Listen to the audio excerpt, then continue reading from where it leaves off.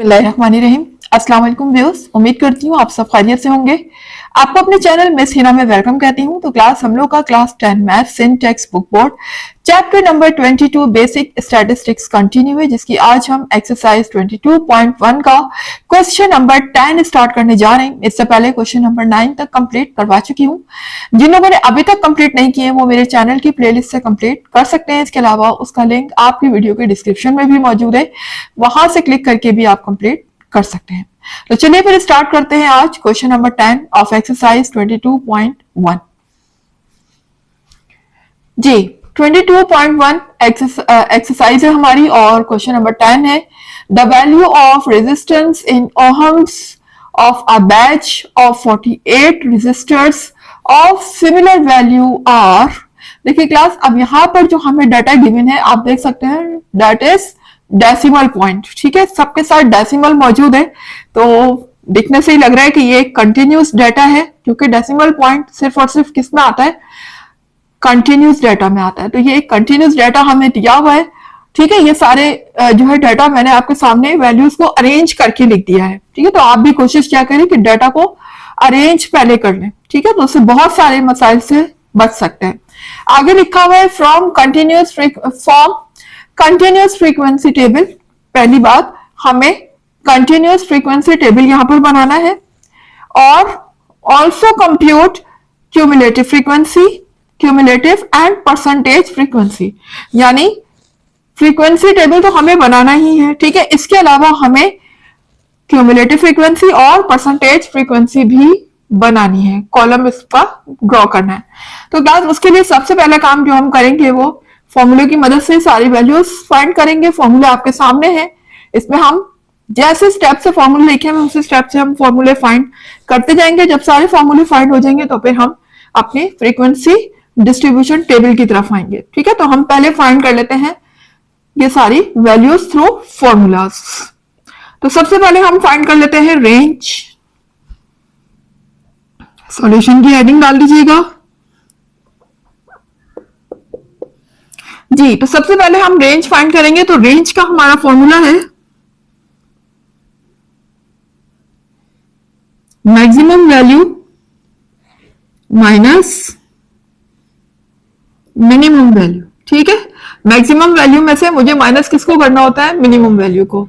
जैसे कि मैंने डाटा ऑलरेडी अरेंज किया हुआ है, तो मैक्सिमम वैल्यू आपके सामने है। सबसे लास्ट वैल्यू जो यहाँ पर लिखी हुई है दैट इज मैक्सिमम वैल्यू, और मिनिमम वैल्यू जहां से ये डाटा स्टार्ट हो रहा है ये मिनिमम वैल्यू। देखिए ये सिर्फ और सिर्फ आसानी से इसलिए मुझे नजर आ गई क्योंकि मेरा डेटा अरेंज है। अगर ये डाटा अरेंज ना होता तो ये बीच में कहीं लिखी होती इधर उधर, हमें इसको बहुत ढूंढने में बहुत ज्यादा टाइम लगता, मसला भी होता और मिस्टेक्स के चांसेस भी उसमें 80% होते हैं, क्योंकि हमें पता नहीं होता कि मैक्सिमम वैल्यू इसमें कौन सी है। ठीक है, बहुत ज्यादा उसमें टाइम वेस्ट हो जाता।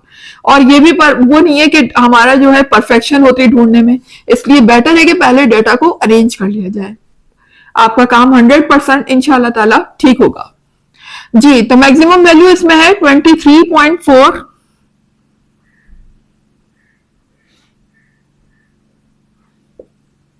और मिनिमम वैल्यू हमारी है 20.5। ठीक है, रेंज फाइंड कर रहे हैं हम लोग। तो अब मैक्सिमम वैल्यू में से मिनिमम वैल्यू को जब हम माइनस करेंगे तो हमारा आंसर यहां पर आ जाएगा 2.9। ठीक है, दैट इज ओवर रेंज। यहां पर हमने रेंज को फाइंड कर लिया है। अब रेंज के बाद वैसे तो यहाँ फॉर्मूले में साइज ऑफ क्लास इंटरवल लिखा हुआ है, लेकिन size of class inter find करने के लिए हमें क्या चाहिए होता है, के चाहिए होता है। तो पहले हम के फाइंड कर लेते हैं और उसके बाद हम साइज ऑफ क्लास इंटरवल मालूम कर लेंगे। ठीक है, तो सबसे पहले हम फाइंड कर लेते हैं नंबर ऑफ क्लासेस यानी कि के जी। तो के का फॉर्मूला आपके सामने है।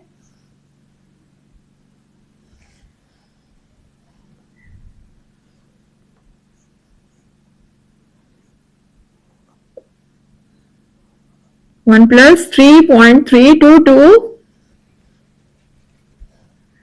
log of n, that is the formula of k। यहां पर बार बार बता रही हूं, बहुत सारे स्टूडेंट पहले 1 को प्लस कर देते हैं, जो कि ये मिस्टेक आपने कभी गलती से भूल कर भी नहीं करनी। अगर ये मिस्टेक यहाँ पर हो गई तो यूं समझ लीजिए आपके क्वेश्चन की पूरी बेस खराब हो जाएगी। आगे आप जितनी भी मेहनत करते रहें, कुछ भी करते रहें, आंसर कभी भी परफेक्टली सही नहीं आएगा और आपका पूरा का पूरा क्वेश्चन जो है वो रॉन्ग हो जाएगा। इसलिए बेटर है कि अपनी यहीं से अपनी बेस को ठीक कर लें। ठीक है, जो भी मिस्टेक्स के चांसेस है उसको ठीक करते हुए चलें ताकि आगे मिस्टेक्स के चांस ही ना हो। तो इसीलिए कहती हूँ वीडियो को पूरा देखा करें, स्किप करके हरगिज नहीं देखिएगा जी। सबसे पहला काम जो हमें करना है वो यहाँ पर मल्टीप्लाई करना है। तो हम लॉग की जो n लिखा हुआ है, n की प्लेस में हम क्या लिखेंगे यहाँ पर, टोटल नंबर ऑफ ऑब्जर्वेशन, यानी total number of data, data के अंदर जितने भी टोटल नंबर मौजूद है वो हम n की प्लेस में लिखेंगे 3.322 जी। आपके जैसे क्वेश्चन में भी लिखे हुए ohms of a batch of 48, तो टोटल वैल्यूज यहाँ पर डाटा में 48 है।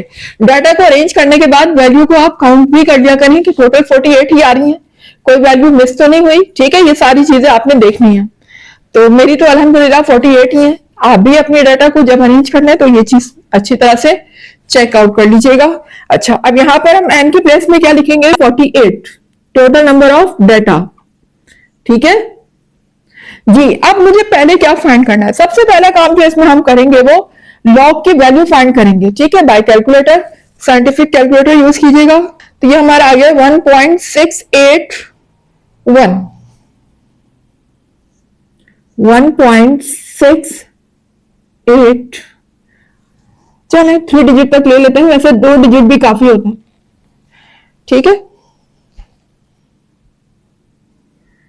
जी। अब उसके बाद क्या करेंगे, हम पहले हम मल्टीप्लाई करवाएंगे इस वैल्यू को इस वैल्यू से।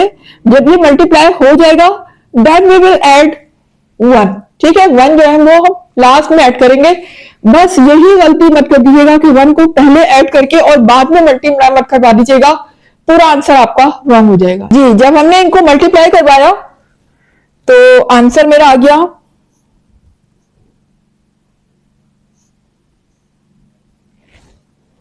5.58। ठीक है, 5.58। अब हम इसमें 1 को प्लस कर लेंगे। तो 1 जब इसमें प्लस होगा तो ये क्या हो जाएगा, प्लस, इसी के आगे सॉल्व कर रही हूं जी। इसमें 1 प्लस होगा तो ये हो जाएगा 6 पॉइंट, होल नंबर में होल नंबर को ऐड कर दीजिएगा, 5 + 1 6 हो जाएगा। आगे डेसिमल की value as it is copy कर दीजिएगा 6.58 जी। तो क्लास, जैसे कि मैंने आपको लास्ट क्वेश्चन में भी बताया कि के हमेशा कभी भी जो है वो डेसिमल में नहीं आना चाहिए, इसको हमेशा हम होल नंबर में ही लेते हैं। होल नंबर में लेने के लिए हम क्या करेंगे, इसको राउंड ऑफ करेंगे। ठीक है, राउंड ऑफ करेंगे तो ये होल नंबर में कन्वर्ट हो जाएगा। कैसे राउंड ऑफ करते हैं ये आपको बता चुकी हूं, चलें दोबारा बता देती हूँ। क्लास देखें, मुझे यहाँ पर होल नंबर में आंसर चाहिए तो मैं क्या करूंगी, डेसिमल के बाद वाले डिजिट पे कंसीडर करूंगी कि वो जो नंबर है मेरा, अगर तो वो 5 है, डेसिमल पॉइंट के फौरन बाद वाला नंबर अगर तो 5 है या 5 से ग्रेटर है तो हम उसको रिमूव करेंगे, लेकिन होल नंबर में +1 ऐड करने के बाद। लेकिन अगर वो 0.5 से लेस है, कम है, तो फिर हम उसको वैसे ही रिमूव कर देंगे, इसमें +1 ऐड नहीं होगा, होल नंबर में कोई +1 ऐड नहीं होगा। लेकिन अभी यहां पर देखें 0.5 है, इसका मतलब है 0.5 जो है वो जब यहां से हम हटाएंगे तो इसमें +1 ऐड करने के बाद रिमूव होगा। ठीक है, तो इसका मतलब है कि जब हम 0.5 को हटाएंगे तो ये क्या हो जाएगा, 7 हो जाएगा। इसमें मैं 6 में मैं 1 ऐड करूंगी तो ये 7 हो जाएगा। तो के की वैल्यू मेरी किसके इक्वल हो जाएगी, 7 के। लेकिन इक्वल टू का साइन नहीं लगाएंगे हम, कौन सा साइन लगाएंगे, ऑलमोस्ट का साइन। ठीक है, ये वाला सिंबल यूज करेंगे जो कि एग्जैक्टली 7 के इक्वल नहीं है, ये तो हम खुद राउंड ऑफ करके लेकर है ना 7, एग्जैक्टली 7 के इक्वल नहीं है, ऑलमोस्ट 7 के इक्वल है। तो यहां पर हम इस सिंबल को यूज करेंगे जी। तो क्लास आर हम फाइंड कर चुके हैं, के फाइंड कर चुके हैं। ठीक है, अब हम फाइंड करने जा रहे हैं साइज ऑफ क्लास इंटरवल। तो साइज ऑफ क्लास इंटरवल को हम किससे रिप्रेजेंट करते हैं, H से, ठीक है। तो अब यहां पर H फाइंड करने जा रहे हैं। H का फॉर्मूला आपके सामने है, लिख देती हूं मैं, 1/10⁻m bracket R/K multiply by 10⁻m, ठीक है जी। तो क्लास आप देखिए यहाँ पर 10 की पावर जो m यूज हो रहा है, m का मतलब आपको बताया था क्या होता है, लेकिन यहाँ पर लिखा हुआ भी है नंबर ऑफ डेसिमल प्लेसेस, यानी डेसिमल पॉइंट के बाद हमारे पास कितने डिजिट आ रहे हैं। तो अभी तक जितने हमने जो भी डाटा किया उसमें डेसिमल में डाटा था ही नहीं हमारा, तो जाहिर है डेसिमल के बाद कोई भी डिजिट नहीं था, तो हम m की प्लेस में क्या रखते थे, 0 रखते थे। लेकिन अब इस डाटा में देखिएगा डेसिमल पॉइंट के बाद हर नंबर आप देख सकते हैं डेसिमल पॉइंट के बाद 1 डिजिट मौजूद है, ठीक है। हर डेसिमल नंबर में डेसिमल पॉइंट के बाद 1 डिजिट एग्जिस्ट कर रहा है, मौजूद है। तो इसका मतलब यह है कि अब यहां पर m की वैल्यू क्या हो गई, 1 हो गई। डेसिमल प्लेस के बाद जितने भी डिजिट आपको डाटा में नजर आएंगे वही हम m यहां पर कंसीडर करेंगे। तो यहां साइड पे आप लिख लीजिएगा 3 डॉट डाल के कि m यहां पर क्या होगा, 1 के इक्वल होगा, ठीक है। m की वैल्यू यहां पर 1 होगी। तो अब हम वैल्यूज को पुट कर लेते हैं जी। 1/10 की पावर m की प्लेस में हम 1 रखेंगे, 10 की पावर 1 हो जाएगी जी। r हमारा क्या आ रहा है, 2.9, और k की प्लेस में हम रख देंगे 7 मल्टीप्लाई बाय 10 की पावर 1, इस तरीके से, ठीक है। अब देखिए 10 की पावर 1 का क्या मतलब होता है, तो 1 मैंने आपको लिख के दिखाया m की प्लेस में, लेकिन एक्चुअली पावर 1 कभी भी मेंशन नहीं की जाती है, तो 10 की पावर 1 का मतलब 10 ही होता है। अच्छा, अब यहां पर देखिएगा कैलकुलेटर से जब आप करेंगे तो 2.9 को सबसे पहले आप डिवाइड कीजिएगा 7 से, ठीक है। जब आंसर आ जाए तो उसको मल्टीप्लाई हम किससे करेंगे, 10 से। ये 2.9 को 7 से डिवाइड करने पर आंसर आ रहा है 0.414। आगे हम इसको मल्टीप्लाई किससे करवा देंगे, 10 से, और 10 की पावर 1 को यहां से रिमूव कर देंगे, ठीक है। अब हमने क्या करना है, 0.414 को मल्टीप्लाई 10 से करेंगे पहले। जब हमने इसको इससे मल्टीप्लाई किया तो कैलकुलेटर से कर लीजिएगा आप, क्या फॉर्म हुआ हमें, 4.14।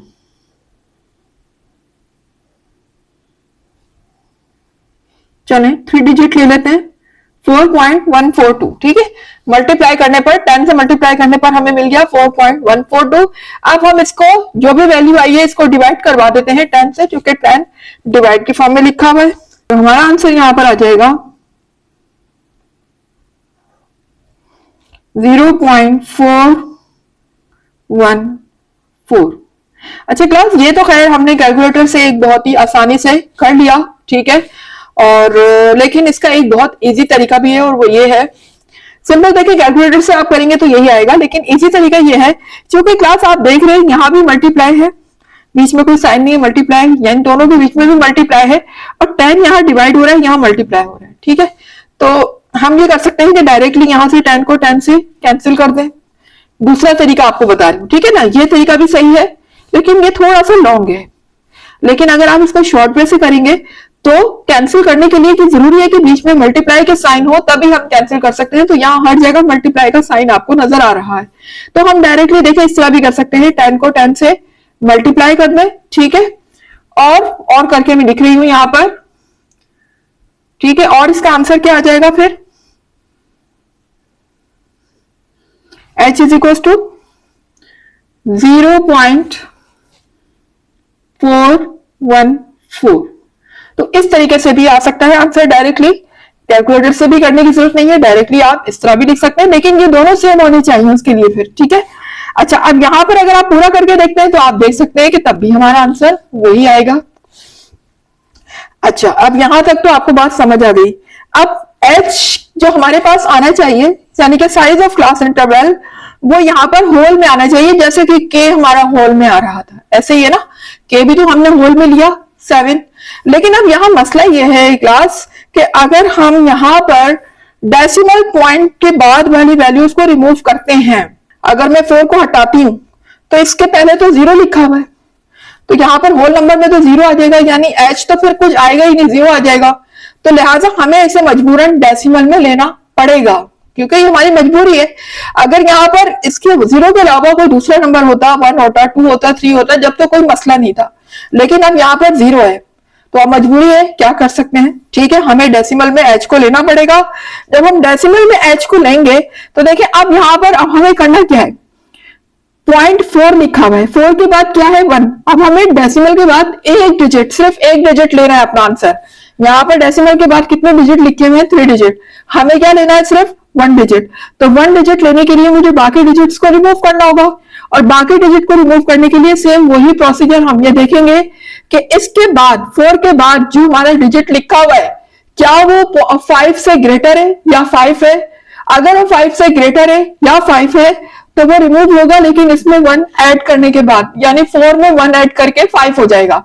लेकिन अगर वो 5 से लेस है, जैसे कि 1 है, 2 है, 3 है या 4 है, तो वो वैसे ही रिमूव हो जाएगा, यहां पर सिर्फ क्या रह जाएगा, 4 रह जाएगा, ठीक है। इसमें फिर हम 1 ऐड नहीं करेंगे। तो आप देख सकते हैं कि 1 है इसके बाद, और 1 जाहिर है कि लेस देन 5 है, तो इसको हम वैसे रिमूव कर देंगे, और h किसके इक्वल आ जाएगा, इक्वल नहीं आएगा बल्कि ऑलमोस्ट इक्वल होगा किसके, 0.4 के, ठीक है।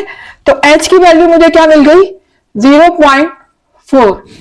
जी, तो आपके सामने क्लास रेंज फाइंड कर चुके हैं हम, ठीक है, नंबर ऑफ क्लासेस यानी कि के फाइंड कर चुके हैं, और साइज ऑफ क्लास इंटरवल भी हमारा आ चुका है। अब हम फाइंड करने जा रहे हैं स्पेसिंग बिटवीन द क्लास, यानी क्लासेस के दरमियान जो स्पेस होती है वो फाइंड कर रहे हैं, उसको हम किससे रिप्रेजेंट करते हैं, डी से, ठीक है। तो हम डी फाइंड करने जा रहे हैं।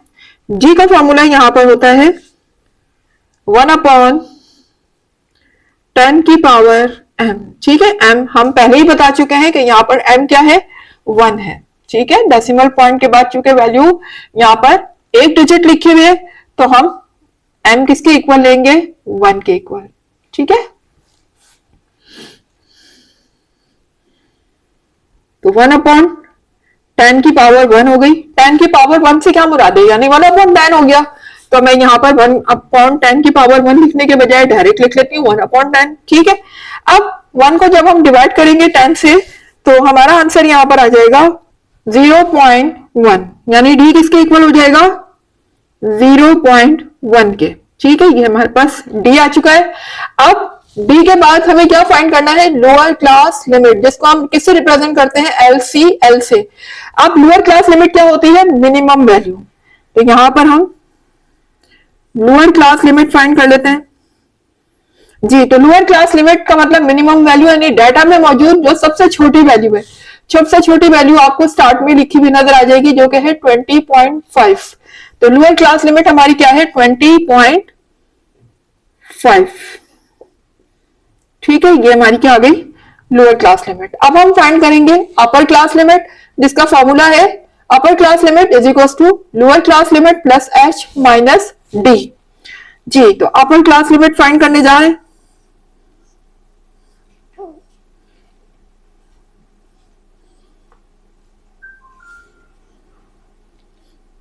किसके इक्वल है ये, lower class limit plus H minus D, ठीक है। तो देखिए लोअर क्लास लिमिट हमारे सामने है, जो कि इक्वल है 20.5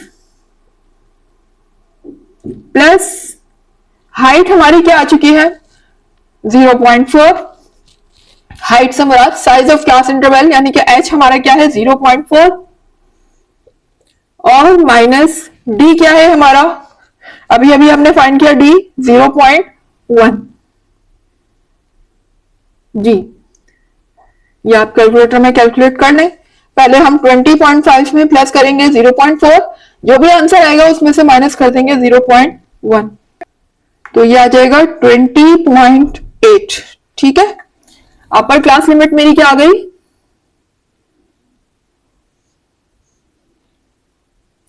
20.8। ठीक है, तो यहां लिख देते हैं हम, लोअर क्लास लिमिट हमारी आ चुकी है 20.5,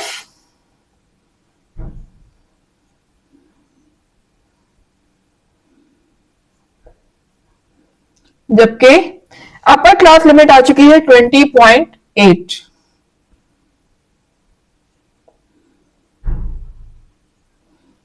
जी, सारी वैल्यूज हमने फाइंड कर ली है। ठीक है, फॉर्मूले के मुताबिक अब हम बना लेते हैं अपना फ्रीक्वेंसी डिस्ट्रीब्यूशन टेबल। जी तो क्लास आपने देखा, फॉर्मूले के मुताबिक हम सारी वैल्यूज फाइंड कर चुके हैं, रेंज, ठीक है, उसके अलावा number of classes, size of class interval, ठीक है, spacing between the class, lower class limit and upper class limit, ये सारी वैल्यूज हम फाइंड कर चुके हैं, आपके सामने मौजूद हैं। और अब हम आ जाते हैं अपने फ्रीक्वेंसी डिस्ट्रीब्यूशन टेबल की तरफ। तो फ्रीक्वेंसी डिस्ट्रीब्यूशन में टेबल में हमें क्या क्या चीजें बनानी है उसके मुताबिक मैंने यहाँ पर कॉलम बना लिए हैं।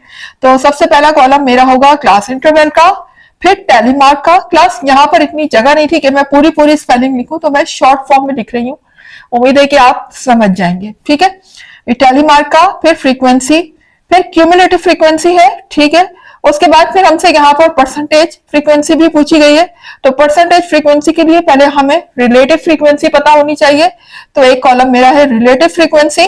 ठीक है, रिलेटिव फ्रीक्वेंसी का आगे फॉर्मूला भी मेंशन है, F upon summation of F.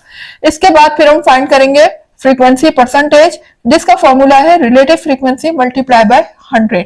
ठीक है, सारे कॉलम आपके सामने हैं।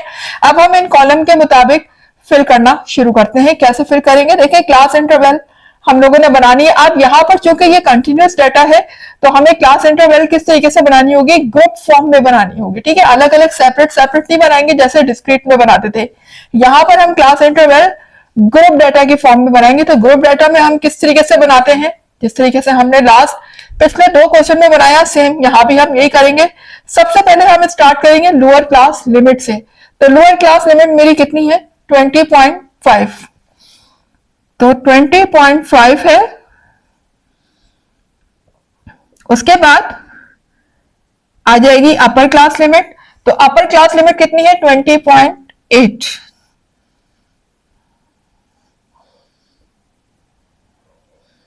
जी, अब आपको पता है कि नेक्स्ट जो हमारी जो आती है क्लास इंटरवल, वो इसके बाद वाली आती है। तो क्लास अब देखिए यहाँ पर जो डाटा है ना, वो है डेसिमल में।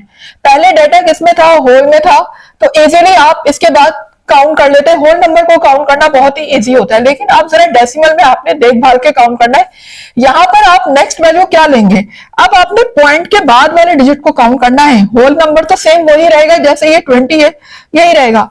आप डेसिमल के पॉइंट वाले डिजिट को काउंट करेंगे, जैसे यहाँ पर 20.5 से स्टार्ट हो रहा है और 20.8 पे जो है वो खत्म हो रहा है। तो नेक्स्ट क्लास इंटरवल मेरी क्या होगी, 20.9, यानी 8 के बाद क्या आएगा, 9। ठीक है, डेसिमल पॉइंट के बाद वाली वैल्यूज को अगर हम काउंट करते हैं तो 8 के बाद कहां से स्टार्ट होगी क्लास इंटरवल, 20.9।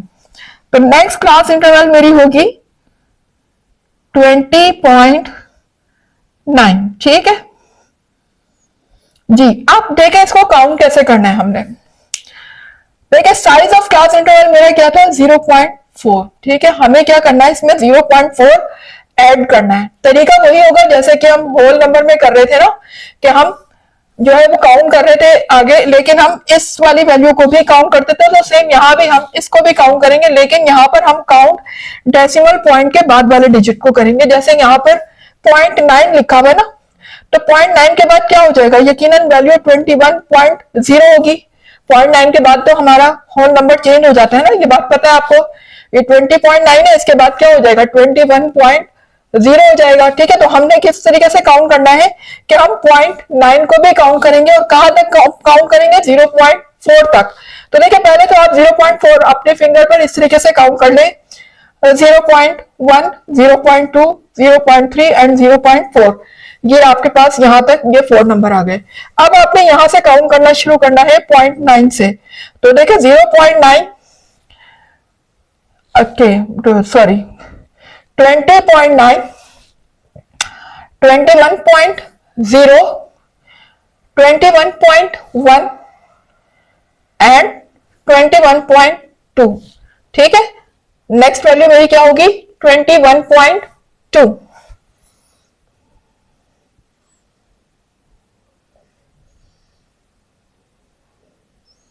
जी, अब इससे नेक्स्ट क्या लूंगी मैं क्लास इंटरवल 21.3 हो जाएगी। ठीक है, पॉइंट के बाद वाले डिजिट को गिनना है, ये 0.2 पे एंड हुआ है तो अब यहाँ 21.3 से स्टार्ट होगा। ठीक है, अब इसकी अपर क्लास लिमिट को मुझे कैसे कैसे गिनना होगा कि मैं यहां से गिनना शुरू करूंगी और 4 तक गिनूंगी। ठीक है ना, जैसे 0.3 है ना, 0.3 के बाद 0.3, 0.4, 0.5, 0.6। ठीक है, 0.6 याद रखिएगा, 3 के बाद काउंट नहीं करना, यानी हमें ये नहीं देखना 0.44, 21.4, 21.5, 21.6, 21.7 और 21, ये चीज गलत हो जाएगी।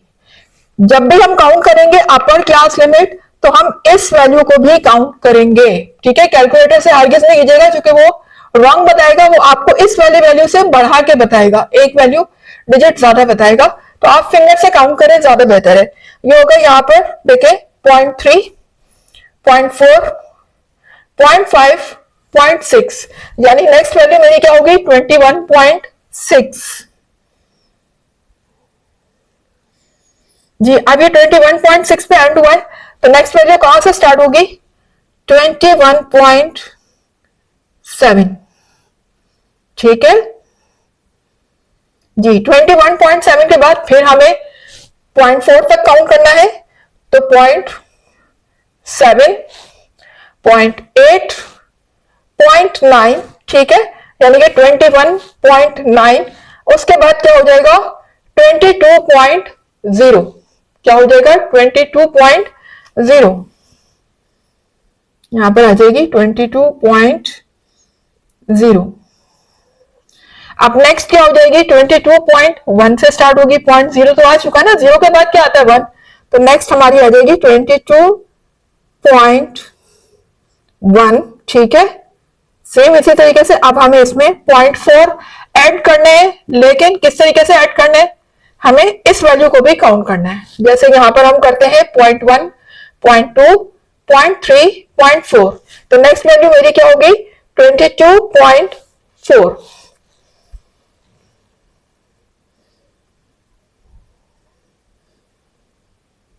इस तरीके से। ठीक है, अब इससे नेक्स्ट क्या हो जाएगी 22.5। ठीक है, 22.5 में मुझे ऐड करना होगा 0.4, तो किस तरीके से ऐड करेंगे 22.5, 22.6, 22.7 एंड 22.8, 22.8। ठीक है, अब इसी तरह से नेक्स्ट मेरी क्या हो जाएगी 22.9।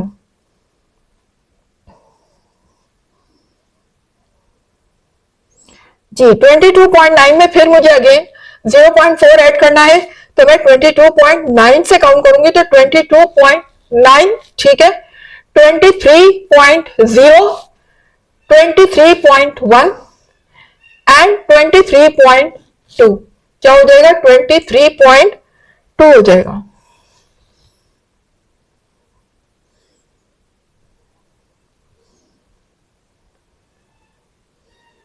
दोबारा गिन लेते हैं, देखें 22.9, ठीक है, 23.0, 23.1 एंड 23.2। ठीक है, उसके बाद अब नेक्स्ट वैल्यू मेरी क्या होगी 23.3। ठीक है, 2 पे एंड हुआ है तो 23.3 हो जाएगी।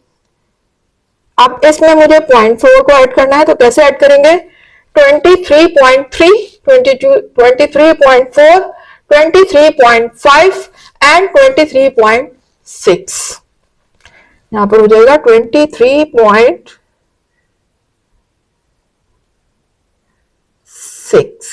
ठीक है, तो अब देख लेते हैं हमारी क्लास इंटरवल जो है, हमारी जो है हाईएस्ट, अगर इसमें कवर हो रही है, हाईएस्ट वैल्यू जो है डाटा की वो इसमें आ रही है, तो फिर हम यहाँ पर स्टॉप कर देंगे। तो देख सकते हैं हमारी हाईएस्ट वैल्यू 23.4 है, तो यकीनन वो इसमें आ जाएगी। 23.3 से लेकर ये 23.6 तक है, तो यकीनन इसमें 23.4 कवर हो जाएगी। तो अब आप यहीं पर स्टॉप कर देंगे क्लासेस, ठीक है, इसके बाद हम नहीं बनाएंगे। अब देखें यहाँ पर हमारे पास के क्या शो हो रहा था, 7 शो हो रहा था ना, तो नंबर ऑफ क्लासेस इसके आसपास ही होंगी, 6 होंगी, 7 होंगी, इस तरह से होंगी। ठीक है, तो यहाँ गिन लेते हैं 1 2 3 4 5 6 7 8, यानी कि ऑलमोस्ट करीब करीब है 7 के। ठीक है, 8 क्लासेस हमारी बन गई। अब टैली मार्क हम कैसे बनाते हैं, पिछले सवालों में भी, लास्ट क्वेश्चन में भी आपको बताया, टैली मार्क में हम लाइंस को ड्रॉ करते हैं डाटा को देखते हुए। तो देखिए पहली वैल्यू मेरी क्या लिखी हुई है 20.5, तो 20.5 कहाँ आ रहा होगा, यकीनन यही आ रहा है पहले, इस पे मैंने एक मार्क लगा दिया। सेकंड वैल्यू मेरी है 20.7, ये कहाँ होगा, ये भी यही होगा, ये मैंने यहां पर मार्क लगा दिया। ठीक है, उसके बाद फिर 20.9, ये वैल्यू कहाँ होगी, हाँ जी ये रही 20.9 यहां होगी, ये मैंने यहां मार्क लगा लिए। ठीक है, एक मार्क यहां लगा दिया। उसके बाद देखिए 21.0, ये कहाँ होगी, यकीनन यहां होगी 21.0। ठीक है, तो यहां पर हमने एक टैली मार्क लगा दिया। उसके बाद फिर 21.0 अगेन, वो भी यही होगी, यहां पर मार्क लगा दिया। ठीक है, फिर 21.1 कहाँ आएगी, ये भी यही होगी 21.1 यकीनन, तो ये वाली लाइन भी हमने यहां लगा ली। ठीक है, फिर 21.1 अगेन आ गई, तो ये फिफ्थ लाइन मेरी कैसे आएगी, इस तरीके से आएगी। ठीक है, उसके बाद 21.2, ये रहा 21.2। ठीक है, ये कहाँ आएगा, यकीनन ये रहा 21.2, इसकी लाइन भी हमने लगा ली। ठीक है, फिर 21.2 अगेन यहां पर आ जाएगी। ठीक है, फिर 21.3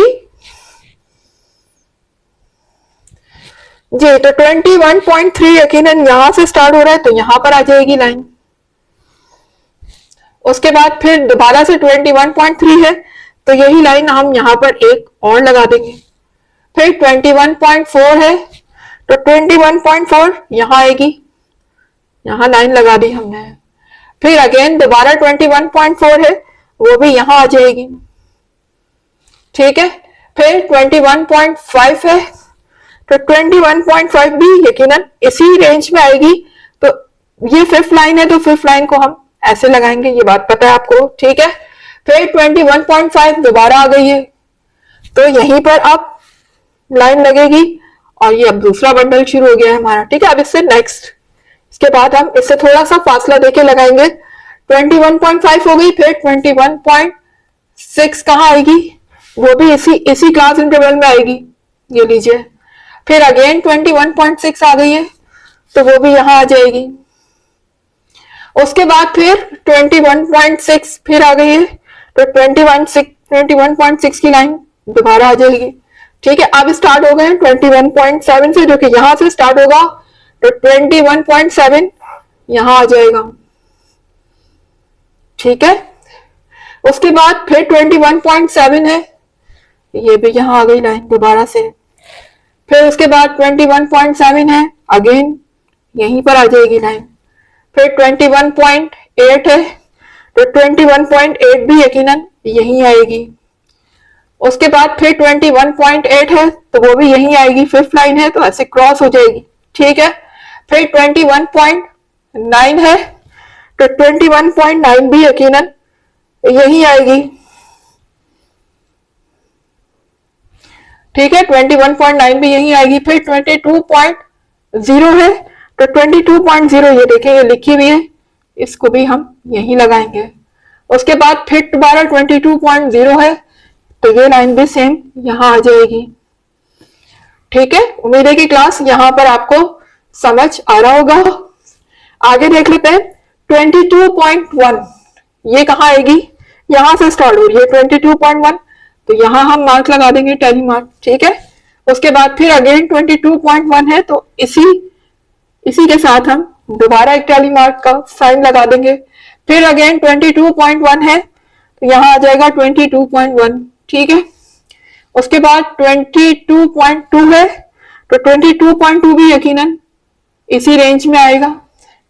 फिर अगेन 22.2 है, ये देख सकते हैं, तो 22.2 यही आ जाएगा, इसको हम ऐसे लगाएंगे।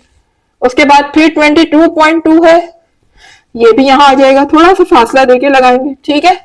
फिर 22.3 है तो वो भी यही आ जाएगा 22.3 जी। उसके बाद 22.3 अगेन है, फिर अगेन यही लगा देंगे। उसके बाद फिर 22.3 है तो वो भी यहां आ जाएगा, ठीक है। 22.3 तक हो गया। अब 22.4 है तो ये लाइन भी ऐसे आ जाएगी। फिर 22.4 है तो फिर हम थोड़ा सा फासला देके यहां लगाएंगे 22.4, ठीक है। अब 22.4 तक हो चुका है। उसके बाद 22.5 से स्टार्ट हो रहा है, ठीक है। तो 22.5 यहां से स्टार्ट हो रहा है तो 22.5 को पहले यहां टिक लगाएं, फिर यहां पर लगा दीजिए टैली मार्क। उसके बाद फिर 22.6 है तो यकीनन वो यही आएगा। फिर उसके बाद 22.6 है, वो भी यहां आ जाएगा। उसके बाद फिर 22.7 है तो 22.7 की लाइन भी इसी रेंज में आ जाएगी। उसके बाद फिर दोबारा 22.7 है तो ये लाइन भी यकीनन यही आएगी, तो ये फिफ्थ लाइन होगी, इस तरीके से आएगी क्रॉस, ठीक है। उसके बाद फिर 22.8 है तो 22.8 यहां आ जाएगी, थोड़ा सा गैप देके लगाइएगा। उसके बाद फिर अगेन 22.8 है तो फिर दोबारा से यहां लाइन आ जाएगी, ठीक है। उसके बाद फिर आप देख सकते हैं 22.9 है तो 22.9 यहां पर आएगी, नीचे यहां लगा देंगे लाइन। फिर 22.9 है वो यहां आ जाएगी, ठीक है। उसके बाद फिर 23.2 है तो 23.2 यकीनन नीचे आएगी, नहीं आएगी, 23.2 यही आएगी, ठीक है। इसी रेंज में लगानी, चूंकि यही आ रहा है 23.2। और फिर मेरा है 23.4 लास्ट, तो 23.4 नीचे वाले उसमें आएगा, ये हमने यहां लगा दिया। इस तरीके से आपको टैली मार्क जो है वो सारे फिल करने हैं, बनानी है लाइनें। अब हम आ जाते हैं फ्रीक्वेंसी की तरफ। तो फ्रीक्वेंसी देखिएगा, यहां पर 2 है तो हम 2 नंबर लिख लेंगे, न्यूमेरिक फॉर्म में लिखेंगे, ठीक है ना। लाइनों को काउंट करते जाए, आगे लिखते जाए। 5 6 7, ये 7 हो गया। उसके बाद 9 हो गया, 5 और 4 9, 5 and 3 8 हो गया। उसके बाद फिर 5 + 5 10, 10 + 1 11, फिर 5 6 7, उसके बाद 3 हो गया, ठीक है। 3 के बाद है 1, ठीक है। अब इनको हम टोटल कर लेते हैं, फ्रीक्वेंसी का टोटल क्या आ रहा है, ठीक है। टोटल आपके पास कितना आना चाहिए क्लास, 48 आनी चाहिए, ठीक है। टोटल नंबर ऑफ डाटा मेरे पास कितने थे, टोटल 48 थे, तो फ्रीक्वेंसी का टोटल भी यहाँ पर 48 ही आना चाहिए। जब हम इन सबका टोटल कर लेंगे कैलकुलेटर से तो हमारा टोटल आएगा 48, ठीक है। क्या आएगा, 48। आप कैलकुलेटर से करके देख लीजिएगा इन सबका टोटल। जब आप सबको कैलकुलेट करेंगे, टोटल करेंगे, तो टोटल फाइनल आंसर मेरा क्या आएगा, 48। इसको हम किससे रिप्रेजेंट करते हैं, समीशन ऑफ एफ से। तो समीशन ऑफ एफ मेरा आ चुका है 48। अब हम फाइंड कर लेते हैं क्यूमुलेटिव फ्रीक्वेंसी। जी, क्यूमुलेटिव फ्रीक्वेंसी आपको बताया था लास्ट क्वेश्चन में भी किस तरीके से आती है क्यूमुलेटिव फ्रीक्वेंसी। तो क्लास उसमें हम करते ये हैं कि देखिए, जो हमारी फर्स्ट फ्रीक्वेंसी होती है उसको तो हम एज इट इज कॉपी कर लेते हैं, ये हमने कॉपी कर लिया, ठीक है। और जो सेकंड आती है ना मेरे पास, सेकंड क्यूमुलेटिव फ्रीक्वेंसी, वो इस तरीके से आती है कि ये जो सेकंड वैल्यू है फ्रीक्वेंसी, सेकंड फ्रीक्वेंसी है, वो इस वाली फ्रीक्वेंसी में ऐड हो जाएगी। यानी मैं इस तरीके से लाइनों से शो कर देती हूँ, ठीक है ना, इसमें ऐड हो जाएगी। यानी 7 + 2 कितना हो जाएगा, 9 हो जाएगा, ठीक है। ये 9 आ गई। उसके बाद अब ये वाली जो वैल्यू मेरे पास क्यूमुलेटिव फ्रीक्वेंसी में आई है वो इससे नेक्स्ट में ऐड हो जाएगी, यानी 9 प्लस 9 हो जाएगा। 9 प्लस 9 कितना हो गया? 18 हो जाएगा। ठीक है, उसके बाद 18 में जब हम 8 प्लस करेंगे तो ये हो जाएगा 26। जी, अब 26 को मुझे किस में प्लस करना है? 11 में प्लस करना है। तो 26 प्लस 11 मेरा हो जाएगा 37। इसी तरह अब 37 में मुझे क्या प्लस करना है? 7 प्लस करना है। तो 37 में जब हम 7 प्लस करेंगे तो ये हो जाएगा 44। ठीक है, इसी तरह अब 44 में मुझे क्या प्लस करना है? 3 प्लस करना है, तो ये हो जाएगा 47। अब 47 में मैं क्या प्लस करूंगी? 1 प्लस करूंगी। ये देखिए 47 में 1 प्लस होगा तो ये हो जाएगा 48। ठीक है, याद रखिएगा क्लास, ये जो मेरा लास्ट क्यूमुलेटिव फ्रीक्वेंसी आएगी ये टोटल फ्रीक्वेंसी के इक्वल होना चाहिए। इसका मतलब फिर आपने बिल्कुल ठीक कैलकुलेट की है, एग्जैक्टली यही वैल्यू यहां पर आनी चाहिए जो कि हमने इसकी टोटल फाइंड की है। ठीक है, तो ये इस तरीके से क्यूमुलेटिव फ्रीक्वेंसी निकलकर आपके सामने आ गई है। अब हम फाइंड कर लेते हैं रिलेटिव फ्रीक्वेंसी, उसका फॉर्मूला आपके सामने है। क्या करेंगे रिलेटिव फ्रीक्वेंसी फाइंड करने के लिए? फ्रीक्वेंसी को डिवाइड कर देंगे समीशन ऑफ फ्रीक्वेंसी यानी टोटल फ्रीक्वेंसी से। तो देखें यहाँ पर फ्रीक्वेंसी को लेना है क्लास, ये बात याद रखिएगा, गलती से भी क्यूमुलेटिव फ्रीक्वेंसी नहीं ले लीजिएगा। यहां पर मुझे क्या लेना है? फ्रीक्वेंसी, इसीलिए मैंने फॉर्मूला मेंशन किया F upon summation of F. तो एफ मेरे पास क्या है? 2 है। 2 को मुझे डिवाइड करना है टोटल फ्रीक्वेंसी यानी 2 डिवाइडेड बाय 48।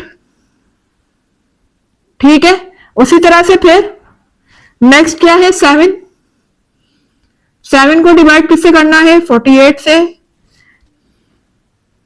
सारी वैल्यूज को हमने इस तरीके से डिवाइड कर देना है और अब हम कैलकुलेटर से इनको कैलकुलेट कर करके लिखते जाएंगे आगे डिवाइड करके। ठीक है, तो अब मैं आपके सामने ले लेती हूँ कैलकुलेटर और हर वैल्यू आपके सामने कैलकुलेट कर करके लिखती जाती हूँ। तो जब हम 2 को डिवाइड करते हैं 48 से तो आंसर आता है 0.041। ठीक है, इसी तरह से आगे देखिएगा 7 जब डिवाइड होगा 48 से तो आंसर आएगा 0.145। ठीक है, बस 3 डिजिट तक लेने हैं, पॉइंट के बाद ज्यादा नहीं लीजिएगा। फिर 9 को डिवाइड करें 48 से तो आंसर आएगा 0.187। ये देख सकते हैं, इस तरीके से आप रिलेटिव फ्रीक्वेंसी फाइंड कर लेंगे थ्रू कैलकुलेटर।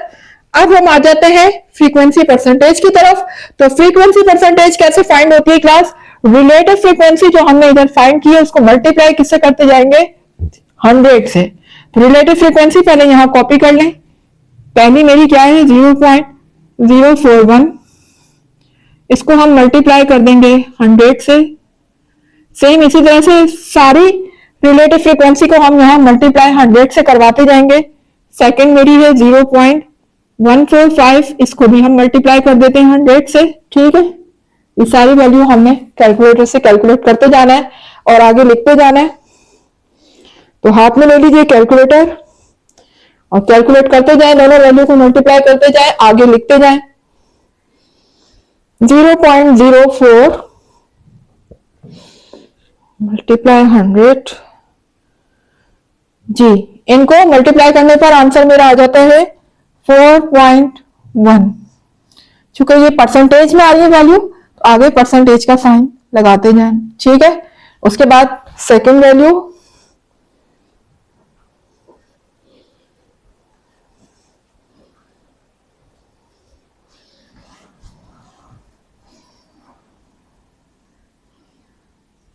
14.5। तो क्लास अब आप देख रहे हैं कि डेसिमल पॉइंट दो डिजिट के बाद मूव हो रहा है। मैंने आपको ये फॉर्मूला मैंने भी बताया था कि अगर हम किसी भी वैल्यू को 100 से मल्टीप्लाई करते हैं तो अगर हम वो डेसिमल में हो वैल्यू तो हम डेसिमल पॉइंट को 2 डिजिट आगे शिफ्ट कर देते हैं। कहां शिफ्ट कर देते हैं? राइट साइड पर, लेफ्ट साइड पे नहीं। जब मल्टीप्लाई करते हैं तो डेसिमल पॉइंट हमेशा राइट साइड पर शिफ्ट हो जाता है। जितने डिजिट के बाद हम शिफ्ट करेंगे यहाँ पर 0 को देखते हुए, अगर 20 है तो हम 2 डिजिट के बाद डेसिमल पॉइंट को शिफ्ट कर देंगे। तो जाहिर है कि अगर ये मैं शिफ्ट करके यहां लेकर आऊंगी तो ये 16.6 हो जाएगा। अब बार बार कैलकुलेटर को करने की जरूरत नहीं है, एग्जैक्टली आंसर बिल्कुल सही आएगा आपका। इसी तरह से अगर मैं यहाँ पर इसको डेसिमल पॉइंट को 2 डिजिट के बाद शिफ्ट करूंगी तो ये 22.9 हो जाएगा। आगे परसेंटेज का साइन लगा दें, परसेंटेज। इस तरीके से मेरे पास देख सकते हैं आप, सारी मैंने फ्रीक्वेंसी परसेंटेज यहाँ पर भी फाइंड कर ली है। तो सारे कॉलम आपके सामने है क्लास। यहाँ पर जो है मेरा क्वेश्चन नंबर 10 हो चुका है कंप्लीट, और उम्मीद है कि क्लास आपको समझ आया होगा। कॉन्सेप्ट भी सब क्लियर होंगे, किस तरीके से वैल्यू फाइंड की जाती है, कैसे कॉलम बनाए जाते हैं। अगर क्लास पसंद आ रही है, वीडियो पसंद आ रही है, तो फिर वीडियो को लाइक कर दीजिएगा। चैनल को सब्सक्राइब करके बेल आइकन को जरूर हिट करिएगा, ताकि हर नई आने वाली वीडियो का नोटिफिकेशन आपको टाइम पर मिलता रहे। और हाँ, वीडियो को शेयर जरूर किया करें अपने रिलेटिव्स में, फ्रेंड्स में, कुलीग में, क्लास फेलोज में, जहां भी आपको मौका मिले वीडियोस को शेयर कर दिया करें, क्योंकि आपको पता है कि इनको फैलाना सदका जारिया भी है। तो इंशाल्लाह मिलते हैं इसके नेक्स्ट क्वेश्चन के साथ। जब तक के लिए अल्लाह हाफिज।